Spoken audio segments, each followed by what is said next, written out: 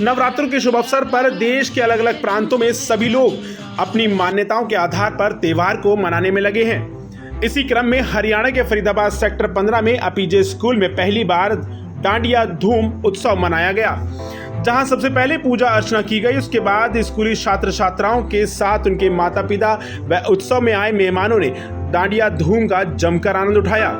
वहीं इस मौके पर सभी ऑडियंस नए कलाकार अर्शित खेरालिया के डांडिया गाने पर थिरकती नजर आई। इतना ही नहीं, अर्शित खेरालिया के सिंगिंग परफॉर्मेंस की सभी मेहमानों ने जमकर सराहना की। आपको बता दें कि बचपन से ही अर्शित खेरालिया को उनकी अध्यापिका सोनाली सागवान ने एक मां की तरह पाला है।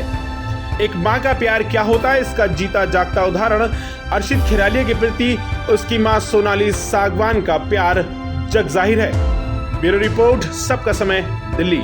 देखो, मेरा मोटिव सिर्फ यही था कि मेरा ये एक स्टूडेंट नहीं है, ये मेरे लिए एक बच्चे जैसा है। और इसको मैं चाहती थी कि ये जब इसकी आवाज इतनी अच्छी है, इतना अच्छा परफॉर्म कर सकता है, तो ये लोगों के बीच आके गाए और अपना जो इसका हुनर है वो सब तक पहुंचाए।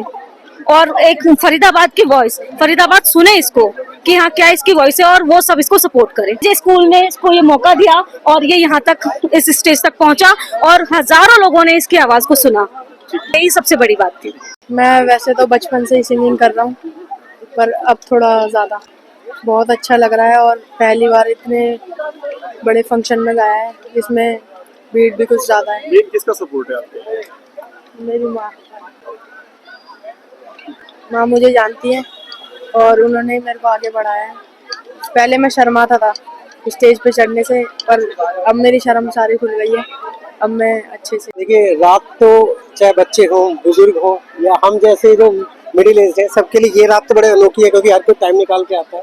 स्पेशली जब तक परफॉर्मेंसेस की बात है, सबने बहुत अच्छा दिया। और जो अपना बेटा है, इसके लिए तो मैं यही कहना चाहूँगा कि काफ़ी ज़्यादा मेहनती है और काफ़ी टाइम से सिंगिंग सीख रहा है। जो आप लोगों के सामने था परफॉर्मेंस, उसका रिजल्ट आप लोग खुद ही देख रहे हैं। बाकी एंजॉय करने तक का जो है, तो इवेंट बहुत बढ़िया रहा, अभी तक बहुत बेहतरीन रहा। तो होंगे कि जब शुरुआत में हमने सोचा था इस बारे में, तब लगा था कि हाँ एक छोटा मोटा सा हम कुछ उत्सव कर लेंगे। लेकिन जिस तरीके से लोग जुटे और जो उनका एंगेजमेंट था, जो उनकी एनर्जी थी और जितनी तादाद में लोग आए, मुझे लगता है कि उत्सव वास्तव में एक बड़ा उत्सव बन गया।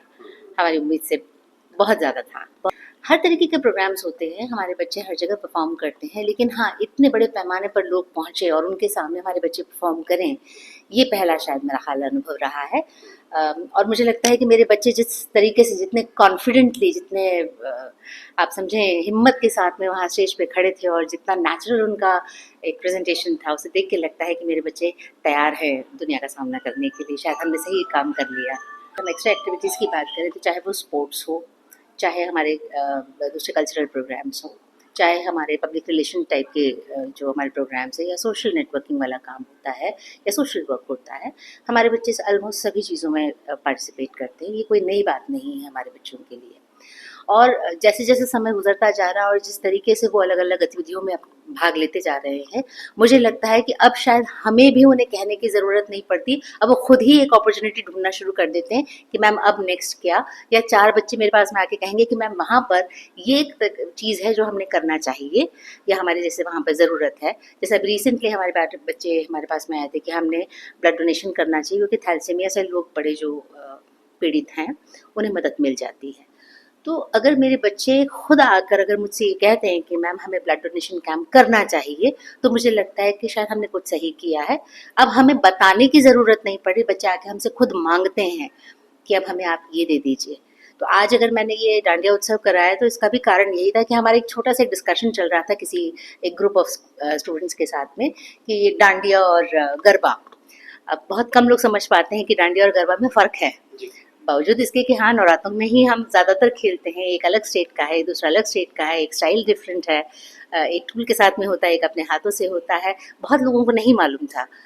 तो इसी तरीके की बात तो जब निकल कर आया कि एक एजुकेशनल ऑर्गेनाइजेशन की ये भी जिम्मेदारी बनती है कि नंबर 1 अपने कल्चर के बारे में जाने, अगर कोई डिफरेंसेस हैं उसको भी सेलिब्रेट करें, पहचानना ज़रूरी है कि क्या डिफरेंस है, सेलिब्रेट ज़रूर करें।